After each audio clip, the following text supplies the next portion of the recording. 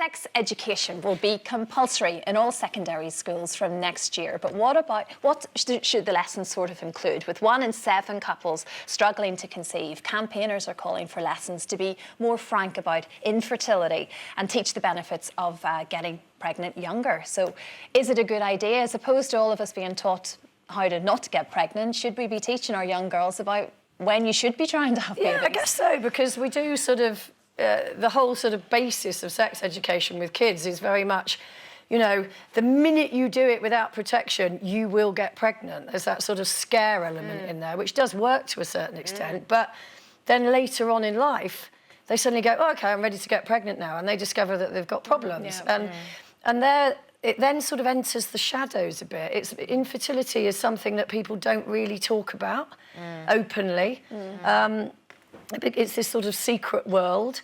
And I just think that it's really about timing. So maybe if they could find a way of saying to kids, well, look, at the moment, obviously, it's not ideal that you would get pregnant and therefore you should take protection, and also because of STDs and things like that as well.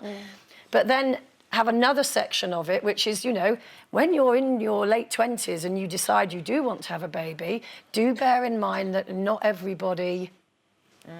Because there's an idea that we've changed physiologically because a lot of women are having babies older, but actually we haven't, you know, and a lot of people can be from 35 really be in trouble.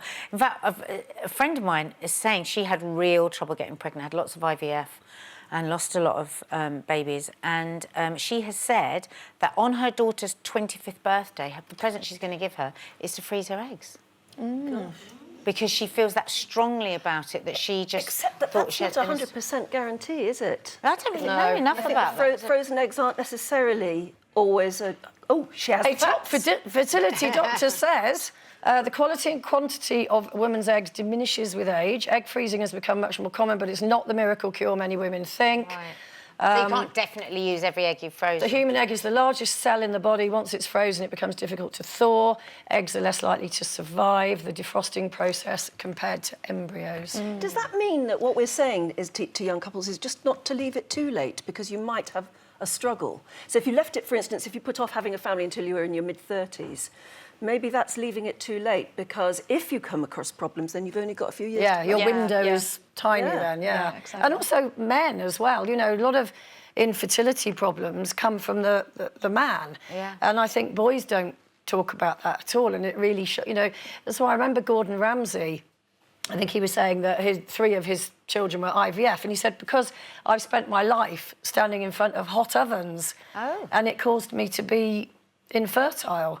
And he was really open and honest about it, which I thought was fantastic. See, that is something that boys should be told about. That apparently, even sitting with your laptop on your lap, because of the heating, you know, and we know that men's bits are delicate when it comes to that. In fact, I seem to remember Jasper Carrot, a really funny story about how he and his wife struggled to conceive, and then he heard that actually it was because your below bits can get too warm. So he sat in a bucket of ice every night for about a week, and they suddenly conceived. Oh, really? Don't do that at home, folks.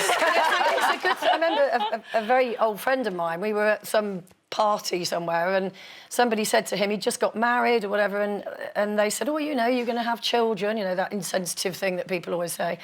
And he went, no, I don't have any wavy gravy. And everybody it was like he'd literally thrown a bomb into the middle of the... And he was like a swimmer. He wasn't producing swimmers. The wavy gravy that you need. No, let's not go there. Let's not go there. But I just thought it was great that in this social situation, he just completely owned it. Because also a lot of people will automatically think it's the woman. And then boys need to be told it's particularly directly related to alcohol, tobacco, using certain drugs, being overweight, and literally wearing tight pants. Yeah, that's true. They tell you to avoid lycra and all sorts of things. I just think boys and girls should be taught everything. I mean, there's a terminology now. You hear the term IVF, surrogacy. I didn't know what surrogacy was when I was 14 at school. Now the Kardashians are talking about it every day. Young people need to know everything. It's like maths. Why be taught the Pythagoras theorem when you don't know how to do your taxes? Like, the practicalities need to be taught as opposed to... I mean, I thought I had decades to get pregnant, and I had my first baby at 31 and my second at 42. And, you know, if there's anything I regret, it's not... I'd love to have had 4 kids. So between 31 and 42, I should have just got on with it. Yeah. But I didn't, sadly. Well, I've never heard you say you regret anything. Yeah, I've said it next to you before on this programme. Oh, right. Try and keep her. Yeah. Chickpea Nadia is a nightmare. Don't forget, I was up all night hanging over the toilet, so I'm doing very well.